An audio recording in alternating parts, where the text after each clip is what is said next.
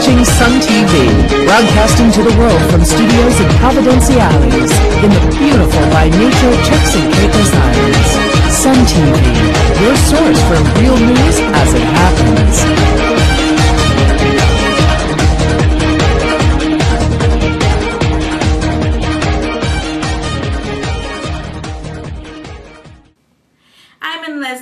And thanks for watching.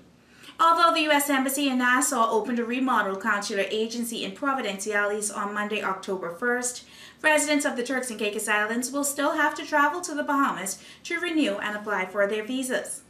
This was explained by U.S. Charge d'Affaires John Dinkelman during the official opening ceremony at the consular office, which is located at Venture Court, next to the Regent Village complex in Grace Bay, Providenciales. Dinkelman told Sun TV that the office will provide much-needed assistance to U.S. citizens living in the Turks and Caicos Islands, and he tells us more in this report. Well, yes, individuals who require visas to go to the United States still need to go to an embassy or a consulate nearby, because the laws of the United States require an interview and processing face-to-face with an actual consul. So the consular district of the Turks and Caicos still belongs to the American Embassy in Nassau, but assistance in preparing for this, registering, all sorts of information are available by the agent here in Providenciales.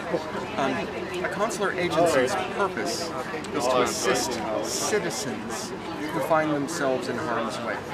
And what we've noticed over the past few years is as the number of Americans continues to grow who come and visit this beautiful country, unfortunately, many of them find themselves having problems, either having accidents, getting arrested, or heaven forbid, even dying, unfortunately, here in paradise.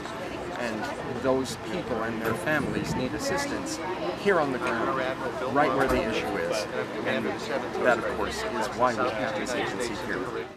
Sun TV also asked Dinkelman about the possibility of the Turks and Caicos Islands having pre-clearance facilities like the Bahamas, where residents and visitors can clear U.S. immigration and customs authorities here before they arrive in the United States. The pre-clearance issue is another big one in that is governed and controlled by the United States Department of Homeland Security. Customs and Border Protection, those people who are in the airports in the uniforms taking you through. That is done through an agreement between the Department of Homeland Security and the government of the country involved. At present, we have no agreement with the United Kingdom for the establishment of any such process here in Provo or anywhere else in the colony. We also asked him what the U.S. can do to help stem the flow of illegal immigration in the Turks and Caicos Islands. Well, I think in short, medium, and long term, the same thing can, will, and should be done in that the United States will assist the people of the Turks and Caicos Islands in bolstering their ability to monitor, protect, and defend their borders. We do this now and have done it historically through Operations Bahamas, Turks and Caicos, otherwise called OPBAT. Many of you often hear, possibly at the worst times, those helicopter blades going over your homes and the noise that takes place here on Provo as we disturb the peace of these beautiful islands. That's our way of supporting you. There will always be the need for resources in this area as long as there is illicit travel of individuals, smuggling, migration, trafficking in persons. We will continue to devote assets, not just to the Turks and Caicos, but throughout the Caribbean. I think one thing the people of the Turks and Caicos need to remember is you're not only our neighbors to the south. Puerto Rico and the Virgin Islands are part of the United States. And so we also, from part of our own areas, look northwest to you also.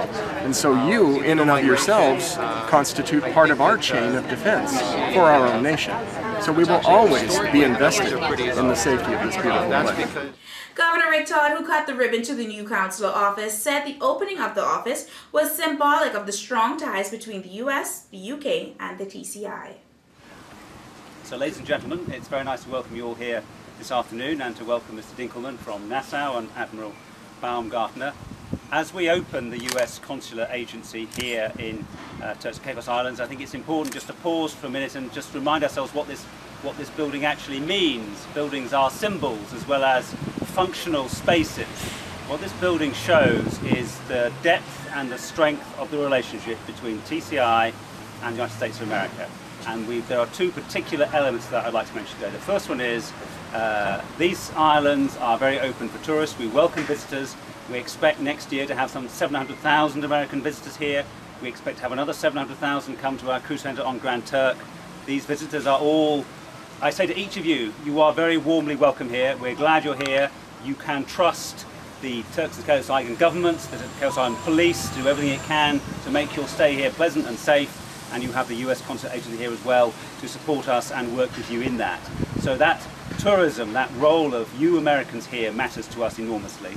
The second thing I want to say is it's also a symbol of the relationship we have with the US Coast Guard. The US Coast Guard is our valuable partner in our work to protect our own borders. Admiral Baumgartner and I are going now to the radar station, which is an asset not just for TCI in working against illegal migration, protecting our waters. It's also something we contribute to the wider regional effort to make this region, these waters, safe for tourists, for visitors, for shipping. And I'm very glad that we have the chance to do this as well. The Royal Turks and Caicos Islands Police Force now has a second headquarters on Providenciales. Over the past few days, lawmen have been moving from the building owned by Gordon Soley Williams on Old Airport Road to the building just next door, where the community college was once located. Commissioner of Police Colin Farquhar told Sun TV that a decision was taken to have the Grand Turk headquarters be responsible for administration, while the new headquarters on Provo will house his office and that of his deputy, Brad Sullivan. It will also be the home of the 911 department and other important units of the force. We're just looking at the different facilities that we have. You know, the police are in quite a few different locations, and so it's about co-locating our different units together. And so we're just looking at different options of where we could go, because we were in the Williams Plaza building in the upstairs, we were in the downstairs, we're over at the Francis Rigby Mackenzie building. We also had some of our CID down in Chalk Sound. So it was about trying to get everybody together into one place and maybe work better as a team, a little more effectively and efficiently. So that was a big catalyst to it. And again, if you can co-locate, maybe you can reduce some rent, maybe you can reduce some electricity costs. So it's just about finding efficiencies. Over the last week, we've been moving everybody over, and so it's still a bit of a mess right now while everybody gets their all the different offices moved over and then get them settled. Well, you'd have a commissioner's office, but a big IT component over on this island now. We'll also have professional integrity, which we had before, but traffic unit will be in there. We'll have 911 in there, scenes of crime, tactical unit, financial crime, financial intel, and then police records will be there again. We'll have front counter service, so you know, you can come and get your police records there too. We're looking at a 5-year lease there. One of the things, you know, the government usually has a 3-year lease, but with Chalk Sound we entered into a 5-year lease. It's about having a long-term strategy plan, but also even after 2 years, if you wanted to move, it takes another year or so to finalize leases and everything. So 5 years to the police is short-term in a lot of ways. That's our Sun TV News package for Monday, October 1st, 2012.